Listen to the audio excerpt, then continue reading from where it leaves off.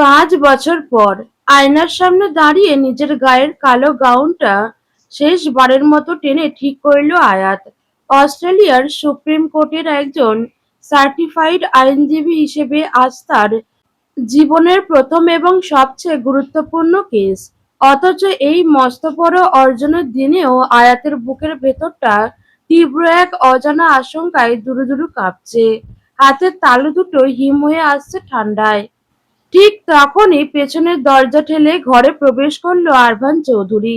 তার পরনে চিরচেনা ব্ল্যাক স্যুট, দুটো বুতাম খোলা, বুকের ভাঁজগুলো স্পষ্ট দেখা যাচ্ছে।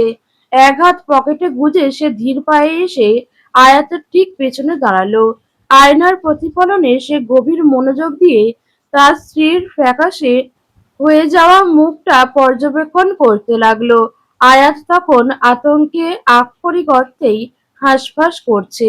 আরবান এক সেকেন্ড সময় নষ্ট না করে পেছন থেকে নিজের বলিষ্ঠ দু বাহু দিয়ে আয়াতকে শক্ত করে জড়িয়ে ধরল। তার চওড়া বুকে আয়াতের পিঠটা মিশে যেতেই আয়াত যেন এতক্ষণে একটুখানি আশ্বাসের নিঃশ্বাস ফেলার সুযোগ পেল। আরবান আয়াতের কাঁধের ওপর নিজের থুতনি রেখে আয়নার দিকে তাকিয়ে ফিসফিসিয়ে বলল, কি হয়েছে আমার আইনজীবী বউটার? এত কাঁপছো কেন আয়াত? আয়াত আরবানের হাতের ওপর নিজের কাঁপা কাঁপা হাতটা রেখে আকুল কণ্ঠে বলল, আরবান, আমার ভীষণ ভয় করছে। বুকটা কেমন যেন ফেটে যাচ্ছে। আমি পারবো তো আরবান? এটা আমার জীবনের প্রথম কেস। তার উপর আপনার প্রিয় মানুষটার জীবন মরণ জড়িয়ে আছে এর সাথে। আমি যদি কোনো ভুল করে ফেলি। আরবান আয়াতের কথার মাঝেই নিজের ঠোঁট দুটো তার গলার ভাঁজে আর নরম গালে চেপে ধরল। এক দীর্ঘ ও প্রগাঢ় চুম্বনের পরশ এঁকে দিয়ে অত্যন্ত শান্ত গম্ভীর অথচ এক অলৌকিক আত্মবিশ্বাসী সুরে বলল, তুমি পারবে আয়াত, তুমিই সব পারবে। এই আরবান চৌধুরীর জীবনের সবচেয়ে অন্ধকার ঝড়টাকে যে মেয়েটা এক লহমায় নিজের মায়ায় আটকে শান্ত করে দিতে পেরেছে, তার কাছে এই আদালত আর আইনি লড়াই স্রেফ একটা খেলা মাত্র। নিজেকে দুর্বল ভেবো না, just go and win it. আরবানের এই প্রগাঢ় স্পর্শ আর পাথরের মতো শক্ত বাণী মুহূর্তের মধ্যে আয়াতের সমস্ত ভয়কে কর্পূরের মতো উড়িয়ে দিল। আরবান তার হাত ধরে পরম মায়ায় টেনে নিয়ে গিয়ে বাড়ির সামনে রাখা গাড়ির ফ্রন্ট সিটে বসালো। তারপর তীব্র গতিতে গাড়ি ছুটিয়ে দিল কোর্টের উদ্দেশ্যে। আদালতের চারদিকে সুউচ্চ প্রাচীর যেন এক গুমোট রুদ্ধশ্বাস পরিবেশ তৈরি করে রেখেছে। চারপাশের চত্বরের মানুষের গিজগিজে ভিড়, আইনজীবীদের ফাইল নাড়াচাড়ার খসখসে শব্দ আর অনবরত চলতে থাকা গুঞ্জন। তবে এই চেনা কোলাহলের ভেতরেও একটা তীব্র মানসিক অস্থিরতা এবং থমথমে নীরবতা বিরাজ করছিল। আজ মেলবোর্নের উচ্চ আদালতে এক ঐতিহাসিক মামলার আপিল শুনানি। বিজ্ঞ বিচারক গম্ভীর মুখে তার উঁচু আসনে এসে বসলেন, আর ঠিক তখনই কাঠগড়ায় এসে দাঁড়ালেন এলিনা চৌধুরী। বিগত দীর্ঘ 5টা বছর জেলের চার দেয়ালের অন্ধকারে কাটাতে কাটাতে এই নারীর শরীরের লাবণ্য যেন এক নিমিষে হারিয়ে গেছে। আয়াত এক কোণে দাঁড়িয়ে শান্ত চোখেই এই নারীটির দিকে তাকিয়ে রইল। তার মনে পড়ে গেল সেই প্রথম দিনের কথা, যেদিন এলিনা চৌধুরীকে দেখে সে অবাক হয়ে ভেবেছিল আরবানের মতো এত বড় ছেলে তার। আজ সময়ের নির্মম পরিহাস আর পরিস্থিতির করাল গ্রাসে ওনার বয়স যেন এক ধাক্কায় দ্বিগুণ বেড়ে গেছে। ওনার চুলে পাক ধরেছে, চোখের নিচে কালচে ক্লান্তির ছাপ। নিম্ন আদালত ওনাকে যাবজ্জীবন কারাদণ্ডে দণ্ডিত করেছিল। আজ উচ্চ আদালতে তারই চূড়ান্ত আপিল শুনানি। আদালতের দর্শক সারির প্রথম সারিতে বসে আছে আরবান চৌধুরী।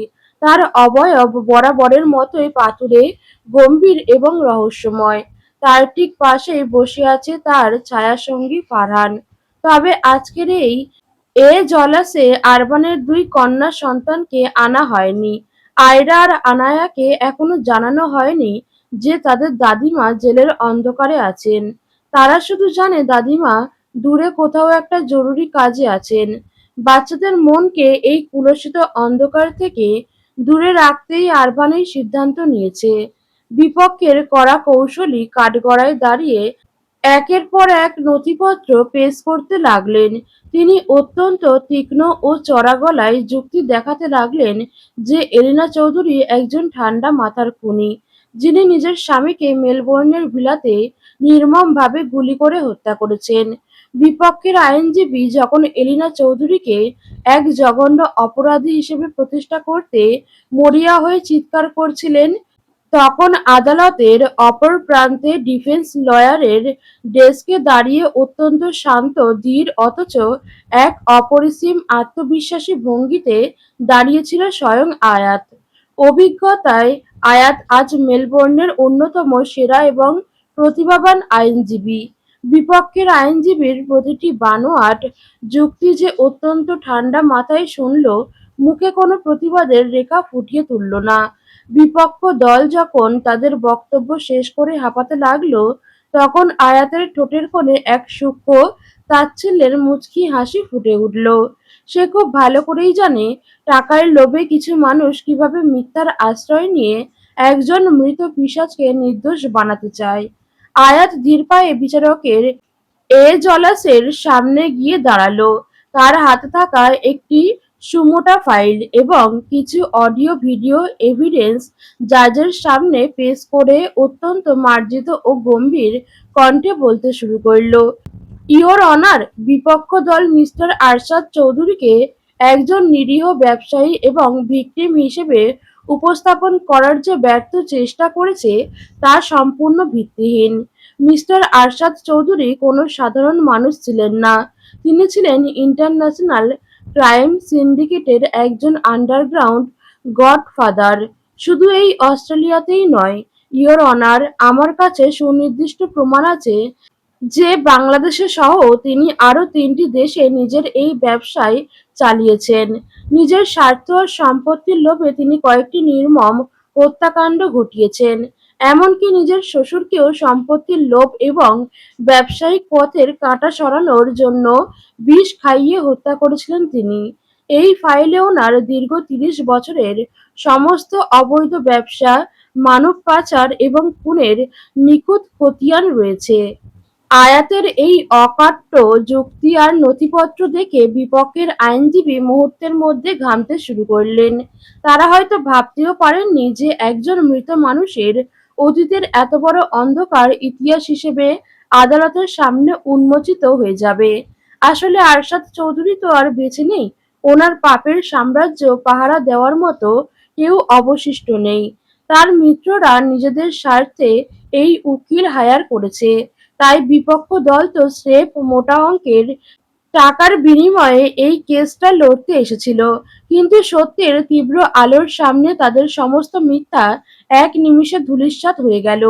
আয়াত জাজের দিকে তাকিয়ে নিজের কণ্ঠস্বর আরো একটু দৃঢ় করে বলল, ইওর অনার, ঘটনার রাতে মিস্টার আরশাদ চৌধুরী মানসিক ভারসাম্য হারিয়ে নিজের স্ত্রী এলিনা চৌধুরী এবং ছেলের স্ত্রী ও তার ১ মাসের নিষ্পাপ নাতনিদের নির্মমভাবে হত্যা করতে গিয়েছিলেন। এলিনা চৌধুরী একজন মা এবং দাদি হিসেবে স্রেফ আত্মরক্ষার খাতিরে এবং নিজের সন্তানের জীবন বাঁচাতে বাধ্য হয়ে ওই চরম মুহূর্তে অস্ত্র তুলে নিয়েছিলেন। একজন মানসিক বিকারগ্রস্ত খুনি এবং সমাজবিরোধী পিশাচের হাত থেকে নিজের পরিবারকে বাঁচানো কোনো অপরাধ হতে পারে না। তাই মহামান্য আদালতের কাছে আমার বিনীত প্রার্থনা, এলিনা চৌধুরীকে সমস্ত অভিযোগ থেকে সসম্মানে খালাস দেওয়া হোক। কিছুক্ষণ গভীর পর্যালোচনার পর বিজ্ঞ বিচারক তার চূড়ান্ত রায় ঘোষণা করলেন। আদালতের হাতুড়ি টেবিলে আঘাত করার সাথে সাথেই জাজ বললেন, সমস্ত তথ্য প্রমাণ ও আত্মরক্ষার যৌক্তিকতা বিবেচনা করে আদালত এলিনা চৌধুরীকে যাবজ্জীবন কারাদণ্ডের সাজা থেকে সম্পূর্ণ খালাস ঘোষণা করেছে। রায় ঘোষণার সাথে সাথেই এলিনা চৌধুরীর চোখ ফেটে নোনা জল গড়িয়ে পড়ল। তিনি অবিশ্বাস্য দৃষ্টিতে ডিফেন্স ডেস্কে দাঁড়িয়ে থাকা আয়াতের দিকে তাকালেন। ওনার চোখ দুটো তখন এক অসীম কৃতজ্ঞতা, অপরাধবোধ আর মায়ায় ভেজা। আয়াত ধীর পায়ে কাঠগড়ার কাছে এগিয়ে গেল।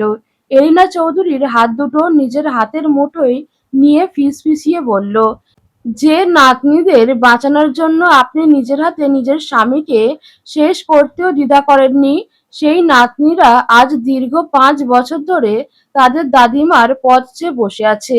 মা, চলুন এবার বাড়ি ফিরবেন। এলিনা চৌধুরী আর একটি বাক্য মুখ থেকে বের করতে পারল না। ওনার ভেতরের সমস্ত বাঁধ ভেঙে গেল। তিনি সজোরে আয়াতকে নিজের বুকের মাঝে টেনে নিয়ে ফুঁপিয়ে কেঁদে উঠলেন। আয়াতও নিজের চোখের জল ধরে রাখতে পারল না। সেও শাশুড়ি মায়ের বুকে মুখ লুকিয়ে কেঁদে ফেলল। আরবান তা দু চোখ ভরে দেখল। দীর্ঘ 5 বছরের এক রুদ্ধশ্বাস অধ্যায়ের অবসান ঘটল আজ এই আদালতের চার দেয়ালের মাঝে। একটি নারীর জীবন যেন এক অদ্ভুত নদীর মতো, যা সময়ের সাথে সাথে চারটি ভিন্ন ভিন্ন রূপে রূপান্তর ঘটে। প্রথমত জন্মের পর সে এক অবুঝ চনমনে মেয়ে, দ্বিতীয়ত বিয়ের পর সে এক দায়িত্বশীল ও মায়াময়ী স্ত্রী, তৃতীয়ত সন্তান জন্মের পর সে এক ত্যাগী ও স্নেহময়ী মা, আর রূপটি কি? চতুর্থ রূপটি হলো এক পরম নির্ভরতার আশ্রয়, দাদি বা নানী। আজ এলিনা চৌধুরী নিজের জীবনের সেই চতুর্থ এবং সবচেয়ে মধুর রূপটির মুখোমুখি হতে চলেছেন। গাড়ি এসে যখন ভিলার সামনে থামলো, আরবান পরম যত্নে মায়ের হাত ধরে তাকে গাড়ি থেকে নামালো। এলিনা চৌধুরী যখন কাঁপা কাঁপা পায়ে ভিলার সদর দরজার সামনে এসে দাঁড়ালেন, ঠিক তখনই ভেতর থেকে দুটো 5 বছর বয়সী ফুটফুটে কন্যা সন্তান প্রজাপতির মতো ডানা মেলে ছুটে এলো। তাদের পিছু শাহজাদি, তার কোলে 2 বছরের ছেলে সন্তান ইভান ড্যাব ড্যাব করে তাকিয়ে আছে। আয়রা আর আনায়া দুজনের গায়েই হুবহু একই ডিজাইনের লাল রঙের ফ্রক পরা, মাথায় ছোট্ট দুটি জুটি করা, তাদের নিষ্পাপ ঠোঁটের কোণে মুক্ত ঝরানো চিলতে হাসি। তবে প্রকৃতির এক অদ্ভুত খেয়াল লক্ষ্য করল আরভান। শৈশবে যে আয়রা সবচেয়ে বেশি চনমনে, ছটপটে আর চঞ্চল ছিল, হাতের বুলেটের সেই মারাত্মক আঘাত লাগার পর থেকে সে কেমন যেন অদ্ভুতভাবে শান্ত, গম্ভীর আর পরিণত হয়ে গেছে, ঠিক যেন এক ছোট্ট আয়াত। আর ওদিকে শৈশবে যে আনায়া একদম শান্ত, মিষ্টি পুতুলের মতো সারাক্ষণ ঘুমিয়ে থাকতো, সে এখন হয়েছে এক আস্ত বদমাইশ আর চঞ্চলতার খনি। সারাক্ষণ ঘর জুড়ে টোটো করে ঘুরে বেড়ানো আর দুষ্টুমি করাই তার প্রধান কাজ। ঠিক যেন আরবানের ভেতরের সেই একরোখা জেদের এক জীবন্ত প্রতিচ্ছবি। এই দুই বিপরীত চরিত্রের দুই রাজকন্যাই এখন আরবান আর আয়াতের পুরো জীবনের একমাত্র আলো, তাদের বেঁচে থাকার নিঃশ্বাস। দিদিমণি! আয়রা আর আনায়া একসাথে এসে এলিনা চৌধুরীর 2 পা জড়িয়ে ধরল। এলিনা চৌধুরী যেন নিজের জীবনের সমস্ত ক্লান্তি ভুলে হাঁটু গেড়ে বসে দুই নাতনিকে একসাথে বুকের মাঝে শক্ত করে চেপে ধরলেন। ওনার চোখের জল তখন বাচ্চাদের লাল ফ্রকের ওপর মুক্তোর মতো ঝরে পড়ছে। বাচ্চারা দাদিকে পেয়েই যেন এক রূপকথার গল্পের খনি খুঁজে পেয়েছে। তারা দাদিমণির গলা জড়িয়ে ধরে আধো আধো গলায় নিজেদের হাজারো বায়না আর দুষ্টুমির গল্প বলতে শুরু করলো। আরবান একটু দাঁড়িয়ে এক দৃষ্টিতে এই দৃশ্যটা দেখছিল। তার ঠোঁটের কোণে আজ কোনো হাসি নেই। আজ সেখানে খেলা করছে এক পরম তৃপ্ত সুখী পরিবারের কর্তার এক খাঁটি মায়াবী হাসি। তার সুপ্রতিষ্ঠিত সাজানো ঘর আজ আলোয় আলোময়। হঠাৎ করেই আরবানের বুকের ভেতরের কোনো এক কোণ থেকে এক তীব্র সুপ্ত ইচ্ছা বা স্মৃতির টান জেগে উঠল।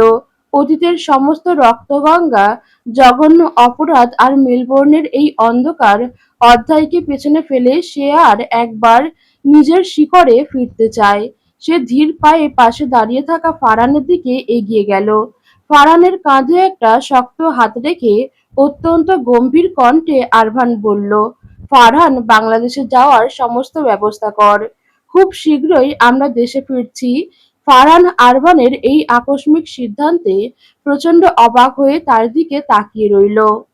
বাংলাদেশের মাটি, আরবান এই মাটিতে প্রথমবার পা রেখেছিল। সেদিনটা ছিল অন্যরকম। ঝড়ের মতো এক আকস্মিকতায় সেই বাড়ির সামনে এসে দাঁড়িয়েছিল। আর ঠিক তখনই তার চোখের সামনে ভেসে উঠেছিল লাল বেনারসি শাড়িতে মোড়ানো এক অপরূপা নারী। লাল শাড়িতে অন্য কারোর ঘরণী হওয়ার জন্য বাধ্য করা হয়েছিল, কারণ তার স্বামী আর ফিরবে না বলে। আর আজকের সেই একই বাড়ির আঙিনায় সে তার স্বামী আরভানের পাশে দাঁড়িয়ে আছে, দুই বাচ্চার মা হয়ে। কথাটা ভাবলেই আরভানের বুকের ভেতর এক তীব্র আনন্দের শিহরণ বয়ে যায়। তার মনে পড়ে গেল দাদুর বলা সেই পুরনো কথাগুলো। আরভান, তুমি একদম তোমার বাবার মতো হয়েছো। নিজের শিকড়কে ভুলে গেছো। না, এই শিকড় তো তার কখনোই ছিল না। তবুও এই পরিবারেই তার জন্ম। এই রক্তই তার ধমনীতে বইছে। যদিও এই রক্ত নিয়ে সে কোনো গৌরব করার নেই। কারণ এই খুনি আর পাপিষ্ঠ রক্ত নিয়ে সে কোনোদিন অহংকার করতে রাজি নয়। যদিও রক্ত কখনো ভালো বা মন্দের বিচার করে না। তার দুই বাচ্চা চরম খারাপ আর লোভী হলেও ছোট চাচাটি একদম মাটির মানুষ। আজ দ্বিতীয়বারের মতো এলিনা চৌধুরী নিজের শ্বশুরবাড়িতে পা রাখলেন। প্রথমবার যখন এসেছিলেন তখন ওনার শ্বশুরের নিষ্ঠুর আদেশে আরশাদ চৌধুরী সহ ওনাকে বাড়ি থেকে তাড়িয়ে ত্যায্যপুত্র করে দেওয়া হয়েছিল। আর এবার এবার পুরো পরিবার ওনাকে পরম আদরে আপন করে বরণ করে নিল। এলিনা চৌধুরী লিভিং রুমের সোফায় বসে চারপাশের এই গমগমে পরিবেশ দেখছিলেন। ওনার চোখের কোণ বেয়ে এক ফোঁটা অশ্রু গড়িয়ে পড়ল। ইস, আয়াতের মা যদি আজ বেঁচে থাকতো তবে কি খুব ক্ষতি হয়ে যেত। দাদুর আজ খুশির সীমানা নেই। বহুদিনের অসুস্থ শয্যাশায়ী মানুষটা নিজের এমন ভরা সম্পূর্ণ সুখী পরিবারকে চোখের সামনে দেখে মুহূর্তের মধ্যেই যেন সুস্থ হয়ে উঠলেন। বাড়ির ছোট বড় সকলে মিলে বাচ্চাদের নিয়ে যে হইচই জুড়ে দিয়েছে তা দেখে দাদুর চোখের কোণে আনন্দের অশ্রু ছলছল করে উঠল। জীবনের শেষ বয়সে এসে তো মানুষ ঠিক এতটাই চায়, একটা সুখে মোড়ানো ভালোবাসায় ঘেরা সুন্দর সংসার। শাহজাদি প্রথমে নিজের মায়ের সাথে কোনো কথা বলেনি। অতীতের সেই দগদগে ক্ষতগুলো তাকে উনার থেকে দূরে সরিয়ে রাখছিল। নাজমাও অনেকবার নিজের মেয়ের সাথে কথা বলতে এসেছিল। মেয়ের এই চরম প্রত্যাখ্যান আজ ওনার বুকে তীরের মতো বিঁধছে। উনি নিজের ভুলটা আজ খুব ভালো করে বুঝতে পেরেছেন। তবে বড্ড দেরিতে সবকিছু হারিয়ে নিঃস্ব হয়ে আজ উনি নিজের অপরাধের গভীরতা উপলব্ধি করছেন। ফারহান অনেকবার শাহজাদিকে আড়ালে নিয়ে বুঝিয়েছিল, মাতৃত্বের অবমাননা না করার অনুরোধ করল। তখন শাহজাদি ধীর পায়ে এসে মা-বাবার সাথে কথা বলল। শাহরিয়ারকে আর খুঁজে পাওয়া যায়নি। মেলবোর্ন পুলিশও হন্যে হয়ে খুঁজে বের করতে পারেনি। সে কি আদৌ বেঁচে আছে নাকি সমুদ্রের নোনা জলে তলিয়ে গেছে তা আজ আর কেউ জানে না।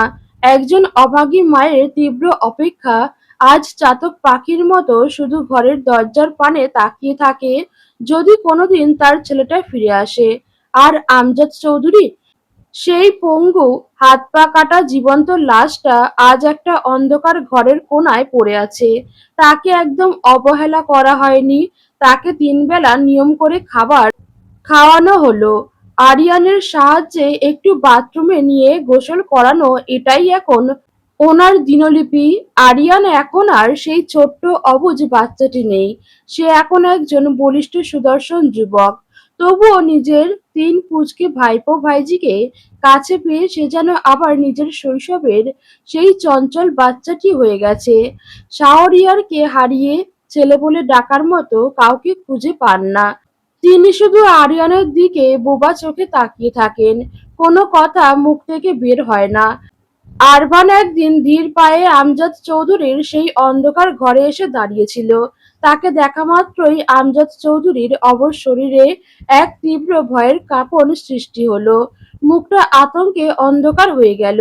আরভান নিজের ২ হাত পকেটে গুজে ওনার বিছানার পাশে এসে দাঁড়ালো। তার সেই হিমশীতল গভীর কণ্ঠে বলল, এখন আর কেউ আপনার ক্ষতি করবে না। এত ভয় পাওয়ার কোনো প্রয়োজন নেই। কি অদ্ভুত মানুষ আপনারা! অন্যকে খুন করতে, অন্যের মৃত্যু দেখতে আপনাদের একটুও হাত কাঁপে না। অথচ নিজের মৃত্যুর সামনে এসে এত ভয় কিসে আপনাদের? কিসের এত আতঙ্ক? আমজাদ চৌধুরী আরভানের এই ধারালো প্রশ্নের কোনো উত্তর দিতে পারলেন না। তিনি শুধু অপরাধীর মতো নিজের চোখ দুটো নিচের দিকে নামিয়ে নিথর হয়ে রইলেন। সন্ধ্যার শান্ত বাতাস বইছে ব্যালকনিতে। আরবান আয়রাকে নিজের কোলে নিয়ে বারান্দায় শান্ত হয়ে বসেছিল। আয়রা তখন আরিয়ান আর ইভান শাহজাদির সাথে খেলাধুলা করতে ব্যস্ত। ঠিক তখনই পেছন থেকে আয়াত ধীর পায়ে এগিয়ে এসে আরবানের গলাটা দু হাত দিয়ে জড়িয়ে ধরল। তার কানের লতিতে এক আলতো চুমু এঁকে দিতেই কোলে থাকা পুচকে আনায়া নিজের গোল গোল চোখ দুটো বড় বড় করে মায়ের দিকে তাকালো। সে আদো আদো স্বরে অত্যন্ত পাকা বুড়ির মতো বলে উঠল, মাম্মা, তুমি আবার বাবাকে চুমু দিচ্ছ? আমি বলছি না আমার পাপাকে শুধু আমিই চুমু দেব? আয়াত নিজের মেয়ের এমন পাকা কথা শুনে ঠোঁট উল্টে মুখ বেঁকিয়ে বলল, আমার স্বামী, আমি চুমু খাবো। তোমার তাতে কি শুনি, মিস আনায়া চৌধুরী? আয়াত মুখ ভেঙচি কেটে নিজেই আরবানের কোলের একপাশে আনায়ার গা ঘেঁষে জায়গা করে বসে পড়ল। আরবান এক দীর্ঘশ্বাস ফেলল। এই মা আর মেয়ের প্রতিদিনের জ্বালায় তার জীবনটা যেন ওষ্ঠাগত। প্রতিদিন প্রতিক্ষণ এমন সব কাণ্ড ঘটে তার সাথে। সেদিন তো আরবান ঘরে এসে দেখে মা আর মেয়ে একে অপরের চুল ধরে টানাটানি করছে, আর আয়রা ড্যাব ড্যাব করে তাকিয়েছিল। কারণ জিজ্ঞেস করায় আয়াত বলেছিল আনায়া নাকি মায়ের চিরুনি নিয়ে লুকিয়ে রেখেছে। আরবান তখন কপালে হাত দিয়ে ভেবেছিল এরা দুজন আসলে মামে নাকি একে অপরের সৎ বোন। কোনটা? আনায়া বাবার শার্টের কলারটা খপ করে ধরে বলল, পাপা, তুমি মাম্মাকে কিছু বলবে না? মাম্মা আবারও আমার সাথে এসব করছে, আমি তো কোল থেকে পড়ে যাব। আরবান গম্ভীর হওয়ার ভান করে বলল, আয়াত সরো, তুমি কোল থেকে উঠে দাঁড়াও। আয়াত আরবানের দিকে একটু ক্ষুব্ধ ও অভিমানী দৃষ্টিতে তাকিয়ে বলল, মানে এখন আপনার কাছে আপনার মেয়েই সব? আমি বুঝি এখন আপনার কেউ না, তাই না? আরবান মনে মনে হাসলেও মুখে বলল, আমি কখন বললাম যে তুমি আমার কেউ নও আয়াত? তাহলে আমি কেন আপনার কোলে উঠব না? আয়াত যেন এক জেদি বাচ্চার মতো প্রশ্ন করল। আচ্ছা বাবা, উঠছে না কেউ, তোমরা দুজনেই এই কোলে বসে থাকো, আমি বরং উঠে চলে যাচ্ছি। আয়াত আরবানের এই কথায় একটা মিষ্টি মুখভঙ্গি করল। তবে নিজের মেয়েকে কিভাবে পটাতে হয় তা সে খুব ভালো করেই জানে। আয়াত চট করে আনায়ার কপালে একটা গভীর চুমু দিল। মায়ের এই আকস্মিক আদরে আনায়া মুহূর্তের মধ্যে গদগদ হয়ে গেল। সে নিজের দুটো পুঁচকে হাত দিয়ে মায়ের গাল দুটো চেপে ধরে মাকে চুমুতে ভরিয়ে দিল। আরবান মামের এই ভালোবাসার কাণ্ড দেখে নিজের হাসি আর চেপে রাখতে পারল না। সে প্রাণ খুলে হেসে ফেলল। সে হাসতে হাসতেই বলল, তোমাদের যা করার দয়া করে আমার কোল থেকে নেমে করো। আয়াত আরবানের কথার কোনো উত্তর না দিয়ে সরাসরি মেয়েকে বলল, আম্মুজান, আজ নিচে কিন্তু তোমার জন্য একটা মস্ত বড় সারপ্রাইজ অপেক্ষা করছে। আনায়া লাফিয়ে উঠে বলল, কি সারপ্রাইজ মাম্মা? সারপ্রাইজ যদি মুখেই বলে দেব তবে তো আর সেটা সারপ্রাইজ থাকে না আম্মু। সত্যি আছে তো? আনায়া সন্দেহের চোখে তাকালো। হুম, একদম সত্যি। আনায়া খুশিতে আত্মহারা হয়ে বাবার গালে একটা জোরসে চুমু দিয়ে সোজা কোল থেকে নেমে ঘরের দিকে ছুটে গেল। যাওয়ার আগে আবার পিছন ফিরে বলল, মাম্মা, মজা করছো না তো? একদম না সোনা। ঠিক সেই মুহূর্তেই আরিয়ান ওখানে দিয়ে যাচ্ছিল, আনায়াকে ডেকে নিতে এসেছিল। পথেই সে আনায়াকে পেয়ে একেবারে কোলে তুলে নিয়ে হাসতে হাসতে লিভিং রুমের দিকে হাঁটা দিল। সব কোলাহল আবার দূরে চলে গেল। পুরো ব্যালকনি জুড়ে এখন এক অদ্ভুত মায়াবী নীরবতা। আয়াত আরবানের কোল ঘেঁষে আরো একটু শক্ত করে বসে ওনার চওড়া কাঁধে নিজের মাথাটা রাখলো। সে মৃদু হেসে বলল, দেখছেন, আপনার মেয়ের কাণ্ড একদম আপনার মতোই সন্দেহের ব্যতিগ্রস্ত হয়েছে। আরবানের শক্ত দু বাহু মুহূর্তের মধ্যে আয়াতের কোমরটা নিজের বেড়াজালে বন্দি করে নিল। এক জোড়া ভ্রু কুঁচকে আয়াতের দিকে তাকালো, কিন্তু আয়াত সেদিকে কোনো খেয়ালই করল না। সে তখন আরবানের বুকের চেনা উষ্ণতায় নিজেকে হারিয়ে ফেলছে। আরবান আয়াতের কোমরে নিজের শক্ত হাতটা জড়িয়ে ধরে ওর কানের কাছে মুখ নিয়ে ফিসফিস করে বলল, ইদানিং তুমি বড্ড বেশি বেহায়া হয়ে উঠছো মিসেস। এর পেছনের আসল কারণটা কি, জানতে পারি কি? আয়াত আরবানের চোখের গভীরতার দিকে তাকিয়ে নিজের দু হাত দিয়ে ওর গলাটা জড়িয়ে ধরল। এক অদ্ভুত প্রগাঢ় আবেগে তার ঠোঁটের একদম কাছাকাছি নিজের ঠোঁট নিয়ে ফিসফিসিয়ে বলল, আর একটা বাচ্চা চাই আরবান। আরবান আয়াতের এই আকস্মিক ও চরম ডিমান্ড শুনে নিজের একজোড়া ভ্রু কুঁচকে ফেলল। তোমাদের এই তিনটে মা মেয়েকে সামলাতে সামলাতেই তো আমার মনে হয় এবার সোজা ওপরে চলে যেতে হবে। আয়াত মুহূর্তের মধ্যে নিজের নরম হাত দিয়ে আরবানের ঠোঁট দুটো চেপে ধরল। তার চোখে এক পলকেই এক তীব্র ভয়ের ছায়া নেমে এলো। সে আকুল কণ্ঠে বলল, প্লিজ আরবান, নিজের মুখে কখনো এমন কোনো শব্দ ব্যবহার করবেন না যা শুনলে আমার এই দুর্বল হৃদয়ে রক্তক্ষরণ শুরু হয়। আমি আপনাকে ছাড়া এই পৃথিবীর কথা কল্পনাও করতে পারি না। আরভান আয়াতের হাত তার নিজের ঠোঁটের ওপর থেকে সরিয়ে নিয়ে তার হাতের তালুতে একটা চুমু খেলো। তারপর বলল, তুমি বড্ড বোকা আয়াত। না হলে এই আরভান চৌধুরীর মতো এক অন্ধকার মানুষকে কেউ কখনো এভাবে ভালোবাসে? আয়াত আরমানের বুকে নিজের মুখটা লুকিয়ে এক গভীর আবেগে বলল, আমি যদি বোকা হয়ে থাকি তবে এমন বোকা আমি আমার সারাটা জীবন ধরে হতে চাই আরবান। যতটা বোকা হলে আপনাকে আমার সারা জীবনের অর্ধাঙ্গ হিসেবে, আমার সমস্ত সুখ হিসেবে পাওয়া যায়। আয়াত, আরবান অত্যন্ত নিচু ও গভীর স্বরে ওর নামটা ধরে ডাকলো। হুম। আয়াত আরবানের বুক থেকে মাথাটা সামান্য তুলে তার চোখের দিকে তাকালো। বলুন আমার আয়াত, আপনার মুখে ওই শব্দটা শুনতে আমার সবচেয়ে বেশি ভালো লাগে। আরবান মুচকি হেসে বলল, মাই আয়াত, তোমার মনে আছে আমাদের সেই প্রথম সাক্ষাতের কথা? আয়াত আরবানের কোল থেকে ধীর পায়ে নেমে ব্যালকনির গ্রিলটা ধরে বাইরের শান্ত মায়াবী অন্ধকার আকাশটার দিকে তাকালো। এক শীতল হাওয়া এসে তার চুলগুলোকে উড়িয়ে দিল। সে এক দীর্ঘশ্বাস ফেলে বলল, মনে থাকবে না সেই ভয়ঙ্কর রাতের কথা? আমি কোনো দিন ভুলবো কি করে আরবান, যখন আমি সৃষ্টিকর্তার কাছে ওই নরক গুলজার পরিস্থিতি থেকে মুক্তির জন্য মনে মনে দোয়া পড়ছিলাম। ঠিক তখনই হুট করে দাদু একটা নাম উচ্চারণ করলেন, আরবান। আমি চমকে গিয়েছিলাম লাল ঘোমটার আড়াল থেকে সেই দীর্ঘদেহী গম্ভীর পুরুষটাকে দেখে। থমকেও গিয়েছিলাম। প্রথম দেখাতেই নিজের সেই অদ্ভুত স্বামীকে আমি ভালোবেসে ফেলেছিলাম, অথচ সে আমার অস্তিত্বকেই অস্বীকার করলো। শাওরিয়ার ভাইয়া যখন মাঝরাতে এক তীব্র বিপদ হয়ে এলো, সৃষ্টিকর্তার কাছে দোয়া করতে শুরু করলাম যেন বেঁচে যাই। আপনি আসলেন, কিন্তু আপনি সেখানেও আমাকে অপমান করলেন। অপমান করে আবার রাতের আঁধারে শাওরিয়ার ভাইকে শ্বাসরোধ করলেন। পুকুরে ইচ্ছে করে লাফ দিয়ে আমার পরীক্ষা নিলেন। জোর করে ওই মিথ্যা ডিভোর্স পেপারে সই করালেন। আর তীব্র জ্বর নিয়ে সারা রাত আপনার সেবা করিয়ে সকালে সবার সামনে আমার চরিত্র নিয়ে কুৎসিত অপবাদ দিলেন। আবার যার সাথে অপবাদ দিলেন তার ছোঁয়া আপনার স্ত্রীর গায়ে লাগার অপরাধে কাঁচ দিয়ে তার হাত কেটে রক্তাক্ত করলেন। ক্লোরোফর্ম দিয়ে অজ্ঞান করে আমাকে এই বাংলাদেশ থেকে উড়িয়ে নিয়ে গেলেন মেলবোর্নের সেই অচিন দেশে। তারপর ধীরে ধীরে মনস্তাত্ত্বিক জাল বুনে কিভাবে যেন আমাকে নিজের জন্য আস্ত একটা পাগল বানিয়ে নিলেন। আপনি বড্ড অদ্ভুত আরবান। আপনার সবকিছুই অদ্ভুত, রহস্যময় আর ভয়ঙ্কর। তবে সেই ভয়ঙ্করের মাঝেই আমি আজীবন আসক্ত। আয়াত এক লহমায় আরভানের দিকে ফিরে তাকালো। তার চোখে তখন এক আদিম খাঁটি ভালোবাসার আলো জ্বলজ্বল করছে। সে বলল, আমি আপনার এই অন্ধকার সত্তার ওপর আসক্ত আরবান। আর এই আসক্তি আপনার চেয়ে কোনো অংশে কম নয়।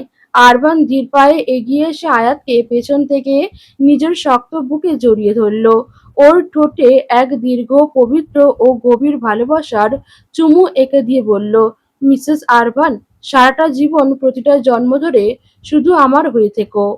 আয়াত মুচকি হেসে আরবানের বুকের উষ্ণতায় নিজেকে সঁপে দিল। সে আরবানের গালে নিজের নরম ঠোঁট দুটো আলতো ছুঁয়ে বলল, শুধু এই সারা জীবন নয় আরবান, পরকালেও আমি আল্লাহর কাছে শুধু আপনাকেই চেয়ে নেব। আমি আজীবন শুধু আপনার হয়েই থাকবো আরবান চৌধুরী। আয়াত দুষ্টুমি ভরা চোখে মুচকি হেসে আরবানের গালে নিজের ঠোঁট দুটো ছোঁয়ালো। তারপর ওনার চোখের দিকে তাকিয়ে ফিসফিস করে বলল, চলুন না আমরা আরো একটা বাচ্চার জন্য প্ল্যানিং শুরু করি। আরবান আয়াতের এমন নির্লজ্জ ও মিষ্টি আবদার শুনে নিজের একজোড়া ভ্রু কুঁচকে ভণ্ড বিরক্তি প্রকাশ করে বলল, বেশি পাকা কথা বললে একদম চড় মেরে গাল লাল করে দেব বলে দিলাম। কোনো বাচ্চা আসবে না। কেন? ওইবার তোমাকে ওভাবে দেখে আমার পরাণ যায় যায় অবস্থা। আর সেই মুহূর্ত জীবনেও আসতে দিতে রাজি না আমি। চুপ! সারাক্ষণ শুধু দুষ্টুমি আর ফাজলামি। বড্ড বেহায়া আর একরোখা বউ হয়েছে তুমি। আরবানের মুখে এমন ধমক মিশ্রিত রসিকতা শুনে আয়াত খিলখিল করে হেসে ওনার বুকের ওপর ভেঙে পড়ল। আরবান নিজেও আর নিজের ভেতরের সেই গম্ভীর রূপটা ধরে রাখতে পারল না। সেও প্রাণ খুলে হেসে ফেলল।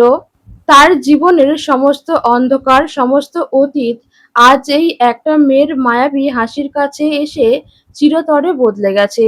আরবান আয়াতকে নিজের বুকের মাঝে আরো একটু শক্ত করে চেপে ধরে ওর কানের কাছে মুখ নিয়ে এক পরম তৃপ্তির সুরে ফিসফিসিয়ে বলল, এই পুরোটা জীবন, এই পুরোটা অস্তিত্ব জুড়ে তুমিই শুধু আমার। এই পৃথিবীর সমস্ত আড়াল আর অন্ধকারের মাঝে পুরোটা জীবন তুমি শুধু আমার, শুধুমাত্র আমার আয়াত। আর এভাবে আমার হয়ে থেকো। ভালোবাসি তোমাকে, আমার আয়াতকে, আমার সন্তানের জননীকে।